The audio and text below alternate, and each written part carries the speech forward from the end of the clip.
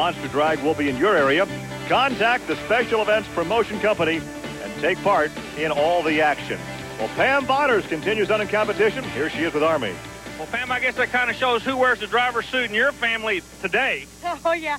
I got a little bit more experience with him, I think, than racing out here. I think we got rules against drivers kissing Oh, husband and wife. I'm sorry. I guess he's over here to congratulate me. What did it feel like out there? That's kind of a historic moment. That was great. That's what we talked about, but we just kind of just figured, well, it's not going to happen. But, hey, it did. That was great. Hopefully we got some good footage on the suspension. But, hey, what can I say? Well, you learned something getting the suspension run in. You're still in this thing, so we'll let you all get back and get ready for the next round. Good luck to you. Thank you. Hey, the semifinals are coming up next as we return to Canfield.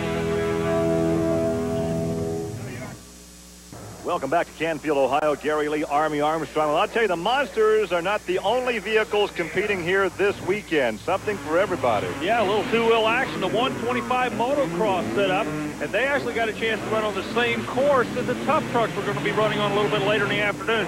Believe me, these two-wheel guys were really getting after each other, as this shot will show you right here. It's easier, though, to get air with one of these two-wheelers than it is with a four-wheeler, but some of these four-wheel guys got some ideas. That. Yeah, they didn't understand that. Jim Alt, and look at the air he's getting. Yeah, but in the full-body division, Jeff Stoffel comes out in a Chevrolet Blazer and starts beating and banging around. Of course, the tougher time he was having, the more the crowd was getting involved in this thing, and that's what the crowd likes about the tough trucks. The crowd likes to see him tear the vehicles up. Now watch this, Army.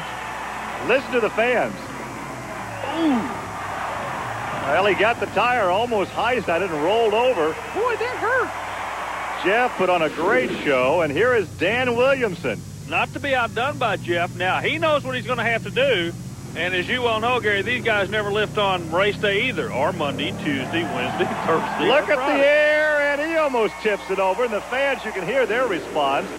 One of the most unique vehicles, though, this is the one they call Jungle Jim. This is Ron Handy, and I'm not sure if that's a home-built unit or what exactly that is. He has a rather unique driving style. The fans kind of egging him on because he's gingerly going over those whoop-de-doos. And look at this one-hand driving position.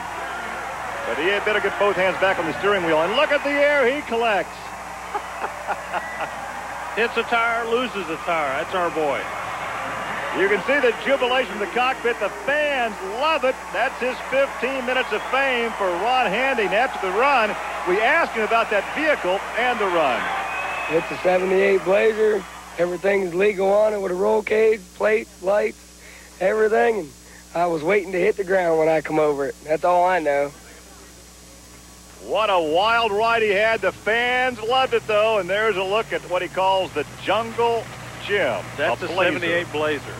And I knew he was going to hit the ground, too. Every time you go up in the air, you always hit the ground. Ready for the semis now. There's a look at a truck that can get some good air. There's the Stinger, Eric Meager. He goes up against his teammate, Bigfoot, with Dan Runte. This is going to be interesting because a lot of people, as you see the pairings come up on the score, on the board, a lot of people think one of these trucks is going to roll over for the other trucks because they run out of the same basic operation. And folks, I'm going to tell you, it's not going to happen. These two guys are racers. Bob Chandler's giving both of them the green light. If nothing else, they want bragging rights to go back to St. Louis with. You're going to see a good race here. Of course, Runte wants back in victory lane as they're both staged now for the launch.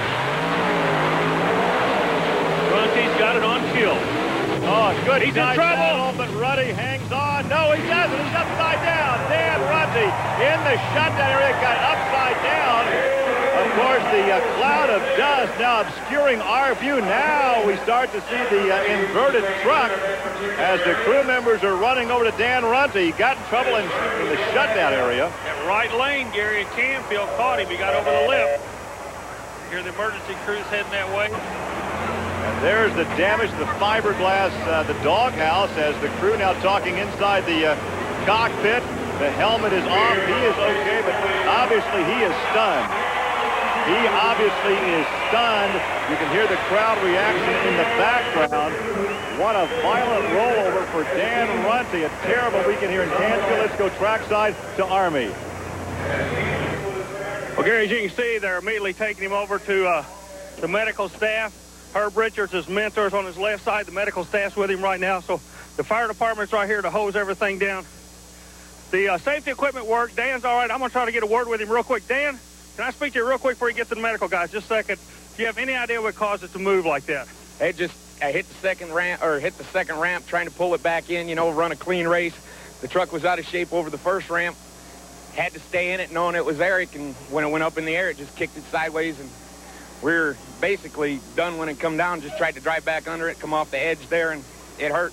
Okay, let me get you in there with these guys. Thanks a lot, fellas. Good luck to you, Dan. Thank you.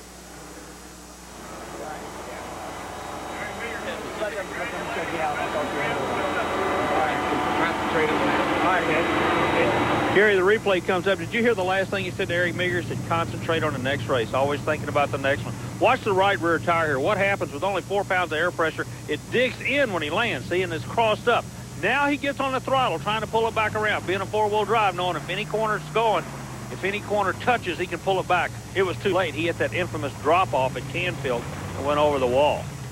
Safety equipment, though, doing the job required. The roll cage, the harness, the helmet, the seat belt. So the driver is okay. We'll come back with more from Canfield.